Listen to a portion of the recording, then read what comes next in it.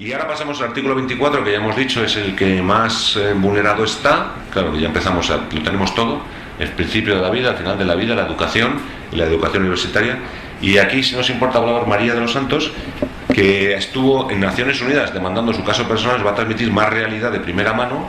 María, cuando quieras, y ahí tenéis la foto con el relator de Naciones Unidas, porque SOCOM somos pocos, pero vamos a donde haga falta para reclamar nuestros derechos. Y puedes contar tu experiencia en la ONU y tu experiencia personal y lo que quieres decir. Gracias, María. Tienes 5 o 10 minutos. En primer lugar, buenos días. Espérate el botón. Acércatelo. Y bueno, me gustaría en primer lugar darle las gracias a Solcom, al Foro de Vida Independiente y bueno, a todas las personas que nos están apoyando en este calvario largo e intenso que estamos viviendo. Bueno, pues yo soy la madre de Jesús, que es un niño que tiene autismo asociado a hiperactividad. Iniciamos una lucha en defensa de los derechos de nuestro hijo a una educación inclusiva en febrero del 2009, cuando contaba con 6 años de edad. Hasta entonces había estado incluido en una educación ordinaria a tiempo completo. Bueno, pues han pasado 3 años y todavía continuamos en esa lucha y en esa defensa de que nuestro hijo permanezca en un colegio ordinario a tiempo completo. Según el dictamen de escolarización del año 2009, nuestro hijo cambiaba de modalidad de escolarización ordinaria a combinada, por la cual tenía que asistir 3 días a un centro de educación especial y 2 días se mantenía en el colegio ordinario donde había estado desde siempre. Según ellos, según la administración educativa, nuestro hijo necesitaba una atención más individual y que solo se le podía ofrecer en una aula de educación especial. Cuando toman esta decisión, no se tiene en cuenta que el colegio ordinario y el colegio de educación especial cuenta con profesionales diferentes, con compañeros diferentes, con formas de trabajar diferentes, que todo eso puede desestabilizar a cualquier niño, más a un niño que tiene autismo y que necesita unas rutinas en su vida diaria. Entonces, no se nos informa en ningún momento de que nuestro hijo tiene derecho a una educación inclusiva. Solamente se le hace el dictamen de escolarización y se nos obliga a firmarlo, incluso estando en desacuerdo. Entonces, en ningún momento autorizamos el cambio de modalidad de escolarización. Presentamos varios informes de los expertos que trabajan con nuestro hijo fuera del sistema educativo, que estaban en contra de dicha escolarización. A pesar de eso, no hubo manera de cambiarlo. Llegó septiembre y tuvimos que escolarizarlo en educación especial, en contra de nuestra opinión. Durante el primer trimestre el niño empeoró bastante y bueno, él también pedía ir a su colegio. Entonces, perdona, estoy un poco nerviosa.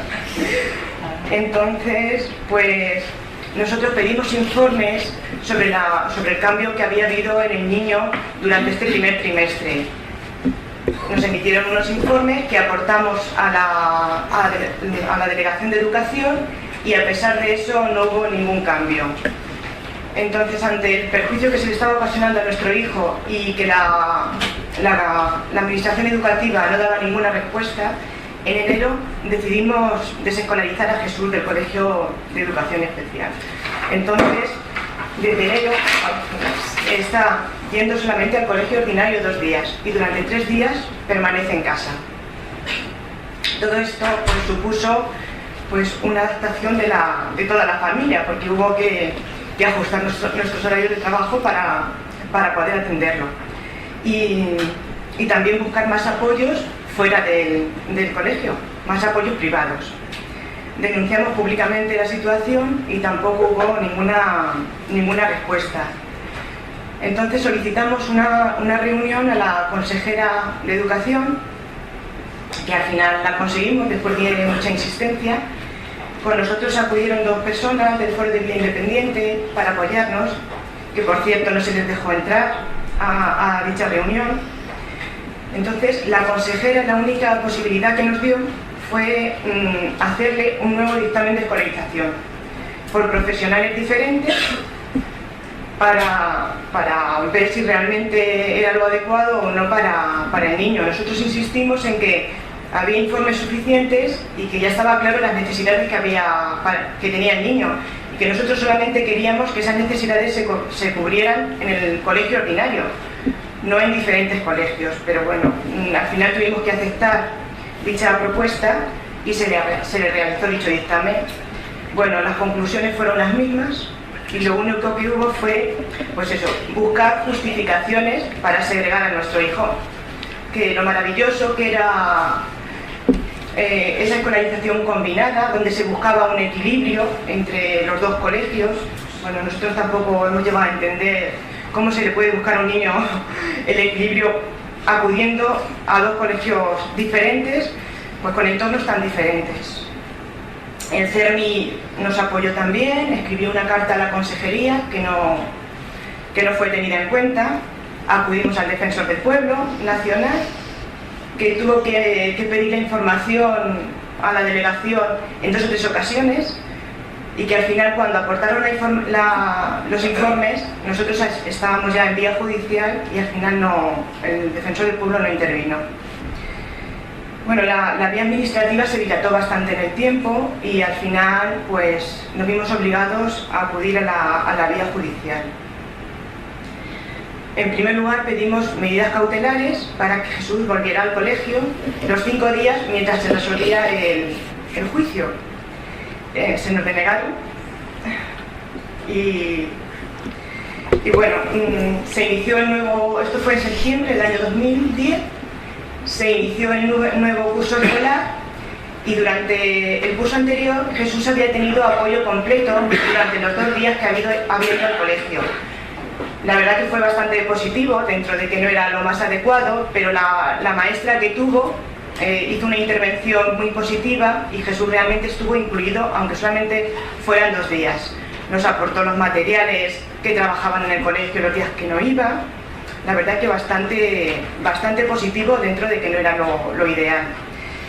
Entonces, cuando se inició el curso siguiente, pues tuvimos más discriminación. A Jesús se le retiraron 2/3 de los apoyos que tenía, que justificaban. La modalidad combinada estaba justificada porque Jesús necesitaba apoyo completo en el colegio ordinario. Entonces, en el curso siguiente, esos apoyos que decían que necesitaba se le retiraron, pero Jesús siguió con su modalidad de escolarización combinada. Se le retiró el 60% del currículum, porque como solamente acudía 2 días, no se le podía dar el 100%, solamente se le daba el 40%. Entonces, cuando terminó el curso, se le ha suspendido por solamente hacer el 40% del currículum. Entonces, se puede decir que durante ese curso Jesús estuvo integrado esos 2 días que iba, pero no incluido. Fue, pues eso, iba al colegio simplemente. Acudimos también al Defensor del Pueblo de Castilla-La Mancha y dio unas recomendaciones a educación que no fueron tenidas en cuenta. La respuesta fue que, como estábamos en vía judicial, pues que se resolviera judicialmente. La vía judicial, bueno, pues hace 1 año y pico que hemos puesto la demanda y posiblemente tarde otros 2 años en resolverse. La situación en España es que pues la educación no es para todos los niños igual y se sigue segregando a muchos niños, pero hay ciertas discapacidades o diversidades que son especialmente segregadas, y la verdad que el autismo, hay más, pero el autismo es una de ellas. Desde el punto de vista educativo, pues el sistema educativo para mi hijo y para muchos más es una barrera. Para que todo el sistema educativo es una barrera para que nuestro hijo tenga acceso a una educación inclusiva de calidad y en igualdad de condiciones. Mi hijo es un verdadero superviviente en el colegio, ya que cuando va ni hay apoyos humanos ni apoyos materiales que tan necesarios son para él. Él tiene un trastorno de la comunicación y el lenguaje y realmente lo que necesitaría son que sea accesible su entorno, que el colegio se adapte a sus necesidades, cosa que no ocurre. Entonces, pues se encuentra, pues como cuando vas a otro país y no entiendes el lenguaje, el idioma, pues algo parecido le pasa a él. La mayoría de los profesores, pues tienen una visión negativa, creen que los niños como mi hijo tienen que estar en centro de educación especial. Él ha tenido en 6 cursos, ha tenido 8 tutores, ya que normalmente son clases que siempre las coge pues la persona interina que viene. Entonces hay muchísimos incidentes y hay poca continuidad en su educación. Continuamente está cambiando de maestra de apoyo, con lo cual prácticamente pues, si va 2 días al colegio y yo que sé, lo ve 1 hora, pues se pasa el curso y prácticamente no conoce a mi hijo. Entonces, también los planes de estudio, la verdad que son bastante reducidos. Como él necesita que el currículum sea accesible en comunicación y lenguaje, en lugar de hacérselo accesible, le quitan contenidos.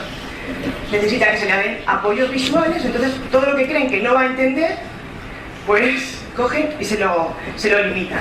No, simplemente pues la lectoescritura, con algunos apoyos visuales, él podría tener acceso a muchos contenidos, a entender el entorno, lo que está pasando a su alrededor, pues se le priva de todo eso. Es como a las personas que tienen una diversidad visual, si se les tienen el braille, pues algo parecido para él es esos medios de apoyo en comunicación y lenguaje. La verdad que nos da la sensación que lo único que quieren demostrar es que Jesús no puede estar en el colegio y que se dé un batacazo. Y al final van a conseguir demostrar que, claro, cada vez él está más lejos de sus compañeros. Si él necesita que por su diversidad tenga medidas de compensación, si justo está teniendo lo contrario. En lugar de compensarle, se lo están poniendo todavía más difícil. Entonces, pues en esos informes que hacen a medida, cada vez está más justificado el que Jesús no, según ellos, que Jesús no esté allí. Cada vez lo tienen más fácil para justificarlo. Entonces, desde el punto de vista judicial, pues no existe ningún sistema administrativo de infracciones o sanciones. Agotada la vía administrativa, tienes que ir directamente a la vía judicial. Entonces, la justicia es lenta. En el caso de que sea desfavorable, se nos puede obligar a pagar las costas. Y bueno, pues si en el caso de que fuera favorable, muchas veces todas estas personas implicadas en los informes no se les puede exigir luego, al final no se les exige ninguna responsabilidad. Ellos han hecho una serie de informes donde se están vulnerando derechos, donde no se está cumpliendo la legislación vigente y al final, pues yo he hecho una propuesta, la orientadora ha hecho una propuesta y la inspección educativa la ha apoyado. Ella no tiene ninguna responsabilidad, solo ha hecho una propuesta. Inspección es que se basa en los informes técnicos, entonces ellos tampoco tienen que asumir ninguna responsabilidad. Entonces al final no hay... ¿A quién le pedimos responsabilidades? Bueno, las medidas cautelares que creemos que deberían ser pues inmediatas y siempre favorables para ocasionar un mal menor, pues a nosotros ya se nos han delegado en dos ocasiones. La convención, pues yo qué sé, es una utopía y no se cumple. Y normalmente lo que se tiene en cuenta siempre son los informes de la administración, pocas veces se tienen en cuenta los derechos. A nuestro hijo pues se le está provocando un daño que es irrecuperable y nadie lo ve, nadie nos da una solución, todo el mundo mira para otro lado. Entonces, para que la justicia y quien nos tiene que defender vea esto, nosotros tenemos que demostrar ese daño que se le está provocando a nuestro hijo. Y no sé cómo lo tenemos que provocar, porque si el niño está peor, es por su trastorno. Y si está mejor, pues claro, no tienes problema. Pero si nosotros ahora mismo, nuestro hijo estuviera en el centro de educación especial en la modalidad que nos propusieron y se desajusta, al final eso no nos lleva a decir que se le ha provocado un daño, sino a decir que realmente donde debe estar es en el centro de educación especial. Entonces, tenemos pocas soluciones. Bueno, las segundas medidas cautelares, además de denegárnoslas, se nos ha obligado a pagar las costas del juicio. Entonces, realmente se nos está machacando por todos los sitios. Pero bueno, ahí estamos. Los padres de niños con una diversidad tenemos que dedicar nuestro tiempo, además de educar a nuestro hijo, pues a defender los derechos, a pedir ajustes razonables. Entonces todo esto supone una presión bastante importante, y la verdad que muchos padres, ante esta presión psicológica, deciden pues llevar a sus hijos a segregarlos pues en contra de su voluntad y de sus principios. Aunque somos ya varios padres los que estamos denunciando, realmente los niños que se segregan son muchos. Lo que pasa es que todo esto es difícil de llevarlo, de vivirlo. El día a día es bastante duro. Entonces, bueno, por último quería pues eso, comentar que en septiembre del 2011 tuvo lugar una revisión del Comité de la ONU a España por el cumplimiento de la Convención. Entonces Solcón, junto con la Asociación Internacional MDCA, presentó un informe alternativo al del Gobierno español sobre educación inclusiva, y ahí la verdad que se plasmó la realidad de la educación inclusiva en España. Bueno, tuve la oportunidad de estar junto con Mónica Sumay, que es la vicepresidenta de Solcón, con abogados de la asociación internacional de MDCA, en una reunión con varios miembros del Comité de la ONU. Allí, pues Mónica y yo les transmitimos nuestras experiencias personales, y también le comentamos que no solamente que no eran casos aislados, sino que eran muchos más casos los que había. Entonces le entregamos una copia del libro rojo de la educación, donde están recogidos muchos más casos de discriminación. Bueno, el Comité de la ONU, en sus recomendaciones en septiembre, dice que acoge con satisfacción el hecho de que el principio de inclusión regula la escolarización de los alumnos con necesidades educativas especiales, que la discriminación en la educación está prohibida y que la mayoría de los niños con discapacidad están incluidos en el sistema educativo regular. El Comité reitera que la denegación de ajustes razonables constituye una discriminación, y el deber de realizar los ajustes razonables es de aplicación inmediata y no es susceptible de realización progresiva. Según los datos del Gobierno español, cerca de un 80% de los niños están en inclusión educativa. Mi hijo, que va 2 días a un centro ordinario, forma parte de ese 80%. Mi hijo está escolarizado en un centro ordinario. Yo al principio, cuando me lo dijeron, yo dije, ¿por qué? No entendía por qué Jesús estaba escolarizado en un centro ordinario cuando iba más días a un centro de educación especial. Entonces ahora ya lo entiendo. Luego salen estas cifras. Todos los niños que están en combinada y que acuden más días a un centro de educación especial, incluso que al centro ordinario, están escolarizados en educación inclusiva. Entonces, bueno, estos son los datos del Gobierno español al Comité de la ONU. Si según el Comité de la ONU en España está prohibida la discriminación y la denegación de los ajustes razonables constituye una discriminación, no sé de qué otra manera se le puede llamar a lo que está sufriendo mi hijo si no es discriminación. Nuestra situación actual es que tenemos pendiente la vía judicial, que no sabemos cuándo se resolverá. Y por otro lado, hemos tenido una reunión con la nueva administración educativa de nuestra comunidad, que ha habido un cambio ahora, pidiéndole que se resuelva y que haya una rectificación ante la vulneración de derechos de nuestro hijo. Ellos nos han ofrecido como única vía hacerle otro nuevo dictamen de escolarización. Entonces nos han dicho que van a tener en cuenta los informes que aportemos de los profesionales expertos que trabajan con nuestro hijo. Esperemos que esto sea una realidad y que se tengan en cuenta nuestros informes y también se respeten los derechos de nuestros hijos y se hagan, pues eso, se proporcionen los medios y recursos necesarios y se hagan de acuerdo con la legislación vigente en España. Muchas gracias.